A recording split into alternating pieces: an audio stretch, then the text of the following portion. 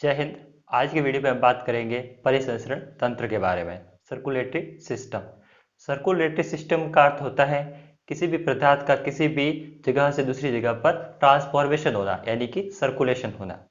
हम पहले ब्लड के बारे में बात कुछ कर चुके थे, जिसमें डब्ल्यूबीसी, प्लेटलेट्स तथा आरबीसी के बारे में बात कर चुके थे। यहाँ पर हम यदि परिसंचरण तंत्र की बात की जाए तो पहले हम ब्लड के बारे में पढ़ चुके हैं। अब आज के इस वीडियो में हम रक्त वाहिनियां यानी कि जो ब्लड वेसल्स होती है उसके बारे में अध्ययन करेंगे तथा कौन कौन सा परिसंचरण तंत्र होता है, बंद परिसंचरण तंत्र तथा खुला परिसंचरण तंत्र के बारे में आज इस वीडियो में बात करेंगे कि किस प्रकार से ट्रांसफॉर्मेशन होता है हमारे शरीर में ब्लड का, कौन सी शुद्ध होती हैं और कौन सी अशुद्ध वाहिनियां होती हैं। तो यहाँ पर देखें तो जो परिसंचरण तंत्र की खोज करता थे उन वैज्ञानिक का नाम था विलियम्स हार्वे। विलियम्स हार्वे नामक वैज्ञानिक ने परिसंचरण तंत्र यानी कि रक्त परिसंचरण तंत्र, ब्लड सर्कुलेटरी सिस्टम की खोज की थी। किसने की थी? विलियम्स हार्वे ने। यह अक्सर बहुत बार क्वेश्चन पूछा गया है। यहाँ पर यदि परिसंचरण तंत्र की परिभाषा की बात करें तो अर्थ होता है कि जीवों में पोषण पदार्थों, गैसों, हार्मोन्स, एंजाइम तथा अन्य पदार्थों का शरीर में परिवहन परिसंचरण तंत्र द्वारा ही होता है। जो जीव जंतु होते हैं उनमें हार्मोन्स का, जल का या फिर अन्य घटकों का एक स्थान से दूसरे स्थान पर जो परिसंचरण होता है यानी कि जो ट्रांसफॉर्मेशन होता है वही परिसंचरण तंत्र कहलाता है। जिसमें जो बड़ी बड़ी जो सिराएं होती हैं, धमनियां होती है, उसमें जो रक्त बहता है वो कभी कभी ऑक्सीजन युक्त होता है और कभी कभी कार्बन डाइऑक्साइड युक्त होता है। इस हिसाब से उन्हें शुद्ध तथा अशुद्ध के हिसाब से लिया जाता है। जैसे कि धमनी की बात करें तो धमनी में अक्सर शुद्ध रक्त बहता है, यानी कि शुद्ध रक्त वो होगा जो कि ऑक्सीजन से युक्त होगा, जबकि जो कार्बन डाइऑक्साइड से युक्त रक्त होता है वो अशुद्ध रक्त होता है। हम आरबीसी तथा डब्ल्यूबीसी के बारे में पहले बात कर चुके हैं तथा ब्लड ग्रुप के बारे में भी बात कर चुके हैं। अब बात आती है खुला परिसंचरण तंत्र, जिसे ओपन सर्कुलेटरी सिस्टम कहते हैं। पहला परिसंचरण तंत्र का भाग है जिसमें है खुला परिसंचरण तंत्र, open circulatory system. Open circulatory system का अर्थ होता है कि ऐसे जीव जिसमें रक्त का प्रवाह किन्हीं भी रक्त वाहिनियों के द्वारा नहीं होता, यानी कि ओपन होता है। उनके अंदर किसी भी प्रकार की कोई भी नलिकाएं, सीरा, धमनी या फिर महाधमनी, महासीरा, किसी भी प्रकार की पल्मोनरी वाल्स वगैरह कुछ भी नहीं होती है। तो यहाँ पर रक्त सीधे ही शरीर के विभिन्न भागों में पहुंचता है। जैसे कि जो अकशेरुकीय जीव होते हैं, अकशेरुकीय जीवों का अर्थ होता है जिसमें रीढ़ की हड्डी नहीं पाई जाती, वे अकशेरुकीय जीव कहलाते हैं। इनमें जो ब्लड का प्रवाह होता है वो किसी भी जो आपके पास में जो धमनियां और जो सिराएं होती है उसके द्वारा नहीं होता है। तो उन्हें कहते हैं खुला परिसंचरण तंत्र, ओपन सर्कुलेटरी सिस्टम। आपने सीप, गेंगा और जो स्नेल है वो आपने देखे होंगे, उनका जो कवच वाला भाग होता है वही केवल पाया जाता है। चाहे उसके ऊपर चाहे आप कितना भी मारो, कितना भी पीटो, उसके अंदर से कभी भी खून का प्रवाह नहीं हो सकता। जबकि जो जीव के अंदर कोई भी वाहिनियां पाई जाती हैं, कोई भी ब्लड सर्कुलेटरी जो वेकल्स पाई जाती हैं, नलिकाएं पाई जाती हैं, तो वो यदि उसके ऊपर यदि आघात किया जाए तो बहुत प्रेशर के साथ में ब्लड का फ्लो होता है। जबकि जो खुला परिसंचरण तंत्र जिसमें किसी भी प्रकार की कोई वाहिनियां नहीं पाई जाती, उसमें किसी भी प्रकार का कोई भी ब्लड का प्रवाह ज्यादा नहीं होता, क्योंकि वो तो क्या है, ओपन सर्कुलेटरी सिस्टम का कार्य करते हैं। जैसे कि अकशेरुकीय जीव होते हैं, अकशेरुकीय जीवों में इस प्रकार का देखा जाता है। यहाँ पर चाहे इसके ऊपर किसी का भी वार कर दो, केवल उनका खोखला पदार्थ ही होता है जो उन्हें सुरक्षा प्रदान करता है। दूसरे प्रकार के पाए जाते हैं जिन्हें हम कहते हैं बंद परिसंचरण तंत्र, close circulatory system. Close circulatory system में जो जीव जो कि मनुष्य है वो आते हैं, जो कि कशेरुकीय जीव होते हैं, जिसमें कि रीढ़ की हड्डी पाई जाती है। तो यहाँ पर लिखा हुआ है रक्त बंद नलिकाओं में प्रवाहित होता है, यानी कि जो रक्त होता है वो एक बंद नलिकाओं में प्राप्त होता है। जैसे कि कई बार क्या क्वेश्चन पूछा गया कि ऐसे कौन से जीव होते हैं जिसमें से रक्त बंद नलिकाओं में प्रवाहित होता है, तो वो है कशेरुकीय जीव जिसमें रीढ़ की हड्डी पाई जाती है। अपवाद के तौर पर जो एनिलिडा वर्ग के जंतु होते हैं, जैसे कि केचुआ, इसमें किसी भी प्रकार का कोई भी व्हीकल्स यानी कि वाहिनियां नहीं पाई जाती हैं। तो दो प्रकार के सर्कुलेटरी सिस्टम हुए, एक हुआ खुला परिसंचरण तंत्र जो कि ओपन सर्कुलेटरी सिस्टम कहलाता है, उसमें किसी भी प्रकार की रक्त प्रवाह के लिए कोई भी नलिकाएं नहीं होती है।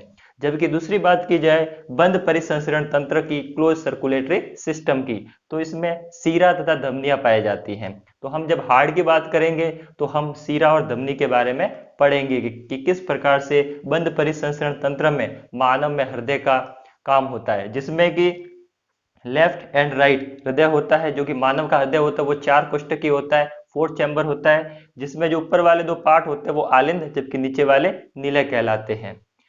तो यहाँ पर यदि कई बार पूछा गया है कि जो नलिकाएं होती है, बंद नलिकाएं, उसके अंदर से रक्त प्रवाह होता है, तो जो उसके अंदर का जो गैप होता है उसे क्या कहते हैं, तो उसे कहते हैं ल्यूमेन। ये एग्जाम में पूछा गया है कि जो नलिकाएं होती है उस नलिकाओं के अंदर जो आने जाने के लिए जो गैप होता है, यानी कि जो नलिकाएं होगी उसमें से ब्लड का प्रवाह होगा, तो जो ब्लड का प्रवाह जिस नलिका के अंदर के गैप से होता है उसे क्या कहते हैं, तो उसे कहते हैं ल्यूमेन। तथा धमनियां तथा सीरा के बारे में भी बात करेंगे कि जो धमनी होती है उसमें अक्सर शुद्ध रक्त बहता है, जबकि जो सिराएं होती है उसमें अक्सर अशुद्ध रक्त बहता है। तो क्लोज सर्कुलेटरी सिस्टम और ओपन सर्कुलेटरी सिस्टम के बारे में आप जान चुके होंगे। एक होता है मिक्स्ड सर्कुलेटरी सिस्टम, जिसमें दोनों प्रकार की भांति के ब्लड सर्कुलेशन पाए जाते हैं, जो कि खुला परिसंचरण तंत्र का भी काम करता है और बंद परिसंचरण तंत्र का भी काम करता है। आपने मछली देखी होगी, तो जो मछली का जो उसका शरीर का भाग होता है उसमें तो क्या होता है कि वो तो क्लोज सर्कुलेटरी सिस्टम में होता है, जबकि जो उसकी जो ये पूंछ वगैरह होती है, पीछे की पूंछ, उसमें छोटी छोटी नलिकाएं पाई जाती हैं, तभी तो होता है ना, तो वो कहलाते हैं मिक्स्ड सर्कुलेटरी सिस्टम वाले पार्ट। तो ये था आपके पास में परिसंचरण तंत्र के बारे में, यानी कि सर्कुलेटरी सिस्टम के बारे में।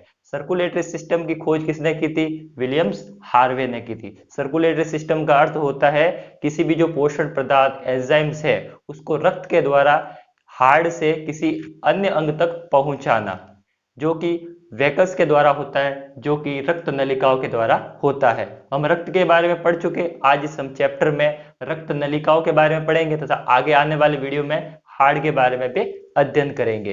तो इस प्रकार जो सर्कुलेटरी सिस्टम होता है वो दो प्रकार का होता है, एक होता है खुला परिसंचरण तंत्र जिसे ओपन सर्कुलेटरी सिस्टम कहते हैं।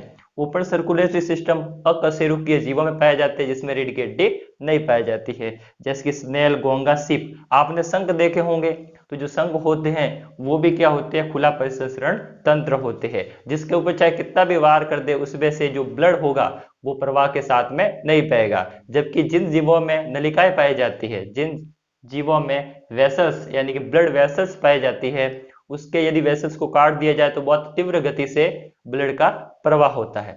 इसी प्रकार जो बंद परिसंचरण तंत्र होता है, क्लोज सर्कुलेटरी सिस्टम, इसमें रक्त बंद नलिकाओं यानी कि जो क्लोज जो वैकस होती हैं उसके द्वारा परिवहन होता है। एक हमने पढ़ा कि जो रक्त नलिकाएं होती है उसमें लगभग 100 से 120 जो कोलेस्ट्रॉल पाया जाता है। यदि रक्त नलिकाओं के अंदर यदि कोलेस्ट्रॉल की मात्रा बढ़ जाती है तो हार्ट अटैक की संभावना होती है, क्योंकि यदि कोलेस्ट्रॉल उस ल्यूमेन के अंदर फंस गया तो ब्लड का प्रवाह रुक जाएगा, तो कि वो हार्ट की ओर नहीं बढ़ पाएगा। तो इस प्रकार जो आपके पास में परिसंचरण तंत्र था वो 3 प्रकार का होता है। एक होता है खुला परिसंचरण तंत्र, एक होता है बंद परिसंचरण तंत्र, एक होता है मिक्स्ड सर्कुलेटरी सिस्टम, जिसमें दोनों प्रकार के खुला परिसंचरण तंत्र और बंद परिसंचरण तंत्र दोनों प्रकार के पाए जाते हैं।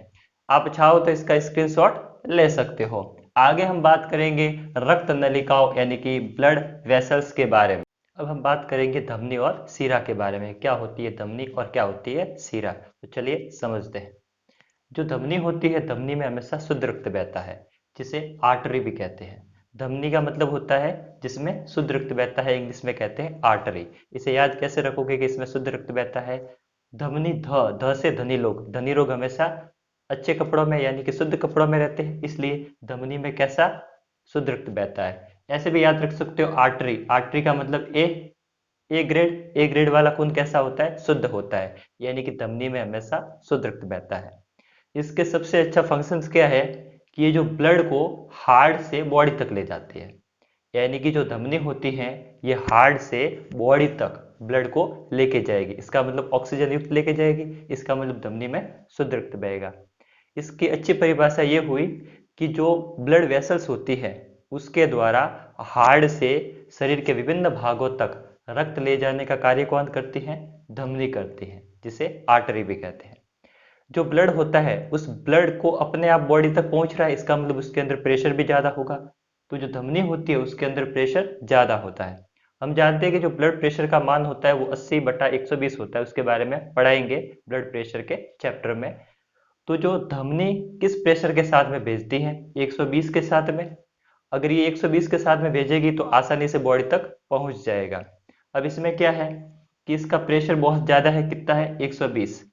अब जो धमनियां होती है वो बहुत गहराई में स्थित होती है। जैसे कि आप अपना हाथ देखोगे तो ऊपर वाली जो आपको दिखाई दे रही है ये धमनी नहीं है, ये सिराएं है। जबकि जो अंदर जो आपको बहुत कठोर दिखाई दे रही है ये धमनी है, क्योंकि जो धमनी की मोटाई होती है वो भी ज्यादा होती है। मतलब पहले धमनी होती है, उसके अंदर शुद्ध रक्त बहता है, यानी कि ऑक्सीजन युक्त रक्त बहता है। धमनी क्या करती है? हार्ट से बॉडी के विभिन्न भागों तक रक्त को पहुंचाती है, और इसका जो प्रेशर होता है वो ज्यादा होता है, इसलिए आसानी से रक्त को बॉडी तक पहुंचाया जा सके हार्ट से। 120 तक होता है। और जो धमनी होती है वो शरीर के बहुत गहराई में स्थित होती है। इसमें 9 वाल्व होते हैं। वाल्व का कार्य क्या होता है कि जैसे कि आप साइकिल के ऊपर वाल्व होता है, साइकिल के अंदर जो हवा भरते हैं उसके अंदर वाल्व होता है, यानी वाल्व क्या कार्य करता है? जब हमने एक बार हवा भर दी तो उसके अंदर ही रहेगी, वापस बाहर नहीं आ सकती है। जैसे कि हेड पंप होता है, तो हेड पंप से जैसे पानी को निकालते हैं तो वो एकदम ऊपर ही लाता है, वापस उसको नीचे नहीं भेज सकता। तो वाल्व का ये कार्य होता है। तो धमनी के अंदर वाल्व उपस्थित नहीं होता है। जैसे कि जो सिरा की बात करेंगे तो उसमें वाल्व उपस्थित होगा। क्यों होगा वो भी जानेंगे। इसका मतलब जो धमनी होती है, आर्टरी होती है, उसमें शुद्ध रक्त बहता है, हार्ट से बॉडी तक रक्त को पंप करता है, जबकि प्रेशर 120 होता है क्योंकि बॉडी तक पहुंचाना है। ये बहुत गहराई पर स्थित होती हैं, और इसकी जो दीवारें होती है, जो भित्ति होती है, वो बहुत मोटी होती है। धमनी होती है, उस धमनी का रंग कैसा होता है? लाल होता है। और धमनी के अंदर हमेशा शुद्ध रक्त यानी कि ऑक्सीजन युक्त रक्त बहता है। तो ये फंक्शन होते हैं धमनी के बारे में। अब धमनी के अंदर एक अपवाद होता है। अपवाद के तौर पर फुफ्फुस धमनी होती है। जो फुफ्फुस धमनी होती है उसमें अशुद्ध रक्त बहता है। अशुद्ध रक्त का मतलब कार्बन डाइऑक्साइड युक्त। तो आप धमनी के बारे में आप मेरे ख्याल से समझ चुके होंगे। एक बार वापस देखो जरा।